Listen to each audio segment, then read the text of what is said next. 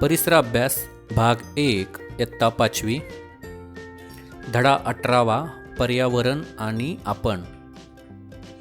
महत्त्वाचे मुद्दे: जंगलतोड, प्रदूषण, पर्यावरण संतुलन राखण्याची गरज, आपल्या गरजा आणि पर्यावरण, पर्यावरण संरक्षणाचे जागतिक प्रयत्न, जैवविविधता टिकवण्यासाठीचे प्रयत्न, देवराई एक वरदान. जंगलतोड. जगभरातील एकूण लोकसंख्या आता सुमारे 600 कोटींच्या घरात आहे.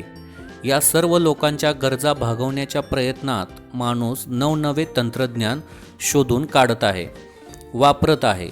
यासाठी मानव अधिकाधिक जमीन व जलस्रोत वापरत आहे.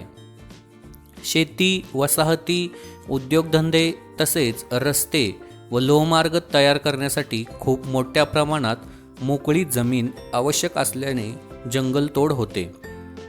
काही ठिकाणी दलदलीच्या प्रदेशात किंवा खोलगट भूभागात भराव घालून त्या जागी जमिनीचे सपाटीकरण केले जाते.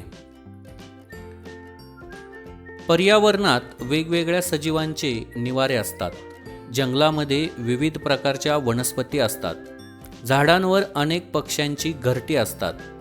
अस्वल, हरिण, माकड, हत्ती, वाघ यासारखे प्राणी जंगलामध्ये राहतात.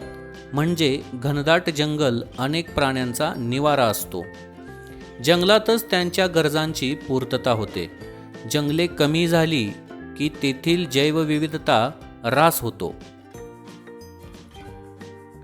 प्रदूषण.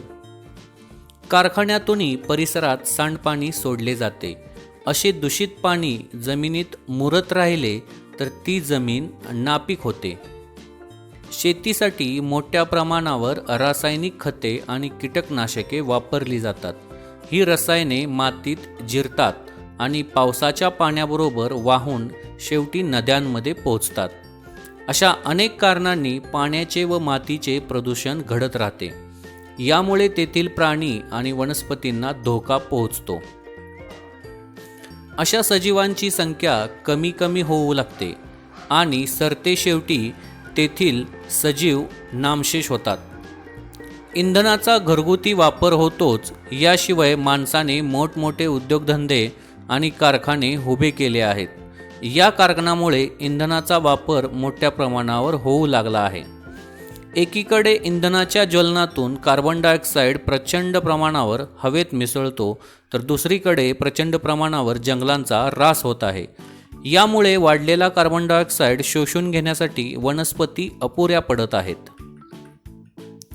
परिणामी हवेतील कार्बन डायऑक्साईडचे प्रमाण सतत वाढत आहे. वातावरणातील कार्बन डायऑक्साईडचे प्रमाण वाढले की तापमानही वाढते. अशी तापमान वाढ जगाच्या सर्व भागात दिसून येते. याशिवाय इंधनाच्या ज्वलनातून काही विषारू वायू तसेच मोठ्या प्रमाणावर धूरही निर्माण होतो. त्याचबरोबर उद्योगधंद्यातून हवेत काही विषारू वायू मिसळतात. यामुळे हवेत मोठ्या प्रमाणावर प्रदूषण होत आहे. पर्यावरण संतुलन राखण्याची गरज. मानवाच्या निसर्गातील हस्तक्षेपामुळे हवा, पाणी, जमीन अशा सर्व ठिकाणी मोठे बदल घडून येत आहेत.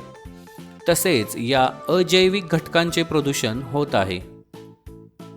परिणामी जैविक घटकांचे अस्तित्व धोक्यात आले आहे, तर काही जैविक घटक नष्टही झाले आहेत.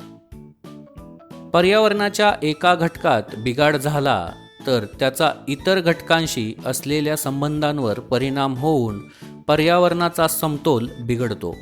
पृथ्वीवरील जैविक घटक वेळोवेळी अस्तंगत होतात, म्हणजेच नामशेष होत असतात. सध्याच्या काळात ही प्रक्रिया खूप वेगाने होत आहे. त्यामुळे सर्व जीवसृष्टीला धोका आहे. माहीत आहे का तुम्हाला, विविध प्रकारचे प्राणी किंवा वनस्पती हळूहळू नामशेष झाले तर अनेक अन्नसाखळ्यांमधील कड्या नष्ट होतील. त्याचा परिणाम पृथ्वीवरील सर्व जीवसृष्टीवर होईल आणि निसर्गातील पर्यावरणाचा समतोल कोलमडल्याशिवाय राहणार नाही, असे अनेक तज्ज्ञांचे मत आहे. आपल्या गरजा आणि पर्यावरण. अन्न, पाणी, वस्त्र या आपल्या सर्वांच्या गरजा आहेत. त्यांची पूर्तता होण्यासाठी अनेक गोष्टी आपण वापरतो. याशिवाय अभ्यास, खेळ, हौस, मनोरंजन यासाठीही आपण अनेक साधनांचा वापर करतो. आपल्याला लागतील तेव्हा त्या उपलब्ध असाव्यात म्हणून त्यापैकी अनेक गोष्टी आपण घरात साठवूनही ठेवतो. या सर्व गोष्टी आपल्याला पर्यावरणातील पदार्थ वापरून मिळतात. जगभरातील सर्व लोकांच्या अशाच गरजा आणि इच्छा आहेत. त्यामुळे पर्यावरणाचा वेगाने ऱ्हास होत आहे. मानव हा निसर्गाचाच भाग आहे. निसर्गाचा समतोल बिघडला तर त्याचा आपल्यावरही परिणाम होणार आहे. याची जाणीव आपण ठेवायला हवी. पर्यावरणाचा ऱ्हास थांबवण्यासाठी एखादे साधन शक्य तितक्या दिवस वापरणे, टाकाऊ वस्तूपासून टिकाऊ वस्तू बनवणे याचा सर्वांनीच गांभीर्याने विचार करायला हवा.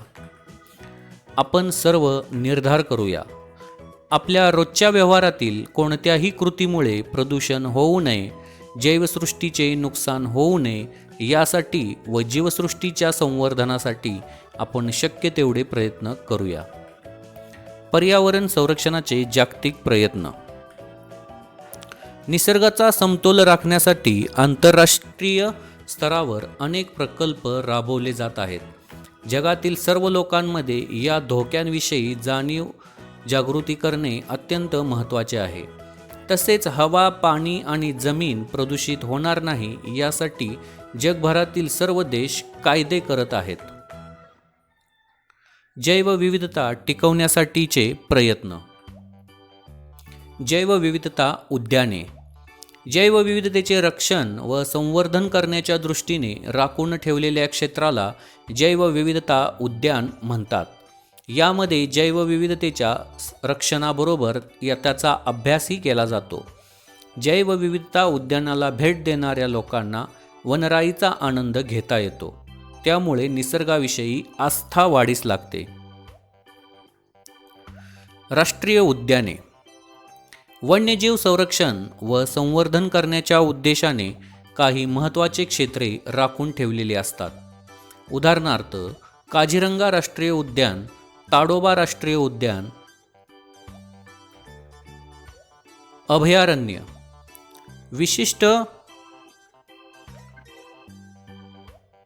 विशिष्ट प्राण्यांचे, वनस्पतींचे संरक्षण व्हावे, संवर्धन व्हावे यासाठी वनक्षेत्रे राखीव ठेवली जाते. अशा राखीव क्षेत्राला अभयारण्य म्हणतात. उदाहरणार्थ राधानगरी अभयारण्य. पृथ्वी तलावर वनस्पती नष्ट होऊ लागल्यामुळे प्राण्यांची संख्या कमी होते. म्हणून जंगलातील वनस्पतींचे संरक्षण व संवर्धन करणे जरुरीचे आहे. जंगलतोड थांबवून वृक्षारोपण करून वनस्पतीचे संरक्षण केल्यास त्यावर अवलंबून असणाऱ्या वन्यजीवांचेही रक्षण होईल. महाराष्ट्रातील सातारा जिल्ह्यात चांद नदीवर ब्रिटिशकालीन धरणामुळे मायनी तलाव तयार झाला आहे. उत्तर आशियातील सायबेरिया प्रदेशातून या तलावात रोहित पक्षी स्थलांतरित करून येतात. तिथे घरटी बांधतात, अंडी घालतात. पिले मोठी झाल्यावर ते पिलांसह परत जातात. अभयारण्य. अलीकडे तलावातील पाणी कमी झाल्यामुळे ते येईनासे झाले होते, परंतु स्थानिक लोकांनी मागणी आहे. सोलापूर जिल्ह्यातील नान्नज येथे माळढोक पक्ष्यांचे अभयारण्य आहे. हे मोठे वजनदार पक्षी त्यांच्या डौलदार चालीबद्दल प्रसिद्ध आहेत. गवताळ प्रदेशातील माळरानावर अधिवास असणारे हे पक्षी कीटक खातात. मांसासाठी व अंड्यासाठी त्यांची शिकार केल्यामुळे त्यांची संख्या घटत चालली आहे. महाराष्ट्र शासनाने नान्नजचे क्षेत्र माळढोक अभयारण्य म्हणून रक्षित केले आहे. याच माळरानात हरणे देखील आढळतात. पुणे अहमदनगर रस्त्यावर पुण्यापासून सुमारे 50 किलोमीटर अंतरावर असलेले मोरांची चिंचोली हे गाव मोरांसाठी प्रसिद्ध आहे. येथे सुमारे 2500 मोर आहेत. येथे पूर्वापार लावलेली चिंचेची झाडे असून झाडांची निगा राखल्यामुळे तेथील पर्यावरण या पक्ष्यांना अनुकूल आहे. या गावात मोरांना अभय मिळाले आहे. देवराई एक वरदान. भारतीय संस्कृतीमध्ये वनरक्षणाचा विचार झालेला आहे. देवराई हे याचे एक उदाहरण आहे. देवराई म्हणजे देवासाठी राखून ठेवलेले जंगल अशी भावना त्या भागात राहणाऱ्या लोकांची असते. या भावनेमुळे देवराईमधील एकही झाड तोडले जात नाही. त्यामुळेच देवराईतील झाडे आजही सुरक्षित आहेत. महाराष्ट्रात अनेक देवराया आहेत. मध्य प्रदेशात आढळणाऱ्या देवराया शरणवने म्हणून ओळखल्या जातात. देवरायांमध्ये वनस्पतींनाच नव्हे तर प्राण्यांनाही अभय मिळते. या देवराया प्राचीन काळातील अभयारण्याचेच म्हणावे लागतील. हे नेहमी लक्षात ठेवा. निसर्ग सर्वांची गरज भागवतो, परंतु हाव भागवू शकत नाही. आपण काय शिकलो?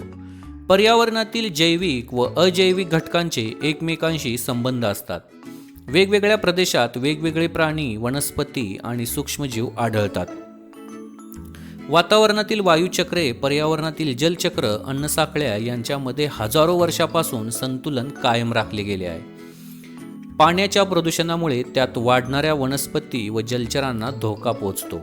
मानवाच्या हस्तक्षेपामुळे ढळत चाललेले पर्यावरणाचे संतुलन आपणच राखले पाहिजे. वनस्पती व प्राणी यांना संरक्षण मिळावे यासाठी देवराई जैवविविधता उद्याने, राष्ट्रीय उद्याने व अभयारण्ये यांची निर्मिती होते. रिव्हिजन: या व्हिडिओमध्ये आपण जंगलतोड, प्रदूषण, पर्यावरण संतुलन राखण्याची गरज, आपल्या गरजा आणि पर्यावरण संरक्षणाचे जागतिक प्रयत्न, जैवविविधता टिकवण्यासाठीचे प्रयत्न आणि देवराई एक वरदान याचा अभ्यास केला. पुढील व्हिडिओमध्ये धडा 19वा अभ्यासूया. धन्यवाद. For more videos please subscribe.